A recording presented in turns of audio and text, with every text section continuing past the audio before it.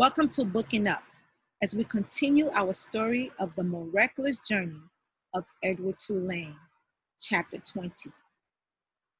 How many dancing rabbits have you seen in your life? Bryce said to Edward. I can tell you how many I've seen.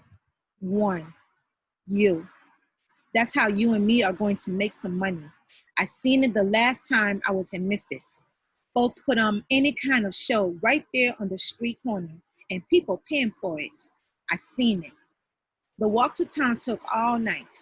Bryce walked without stopping, carrying Edward under one arm and talking to him the whole time. Edward tried to listen, but the terrible scarecrow feeling had come back. The feeling he had when he was hanging by his ears in the old lady's garden. The feeling that nothing mattered and that nothing would ever matter again. And not only did Edward feel hollow, he ached. Every part of his china body hurt. He ached for Sarah Ruth. He wanted her to hold him. He wanted to dance for her. And he did not dance. And he did dance, but it was not for Sarah Ruth. Edward danced for strangers on a dirty street corner in Memphis. Bryce played his harmonica and moved Edward's strings. And Edward bowed and shuffled and swayed, and people stopped to stare and point and laugh. On the ground in front of them was Sarah Ruth's button box. The lid was open to encourage people to drop a change inside it. Mama, said a small child, look at that bunny. I want to touch him. He reached out his hand for Edward. No, said the mother, dirty.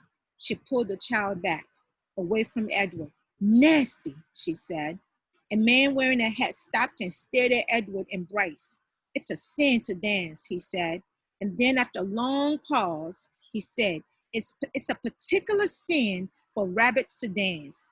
The man took off his hat and held it over his heart. He stood and watched the boy and the rabbit for a long time. Finally, he put his hat back on his head and walked away. The shadows lengthened. The sun became an orange dusty ball low in the sky. Bryce started to cry. Edward saw his tears land on the pavement, but the boy did not stop playing his harmonica. He did not make Edward stop dancing. An old woman leaning on a cane stepped up close to them. She stared at Edward with deep, dark eyes. Pellegrina? Thought the dancing rabbit. She nodded at him. Look at me, he said to her. His arms and legs jerked. Look at me. You got your wish. I have learned how to love. And it's a terrible thing. I'm broken. My heart is broken.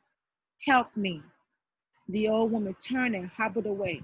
Come back, thought Edward. Fix me. Bryce cried harder. He made Edward dance faster.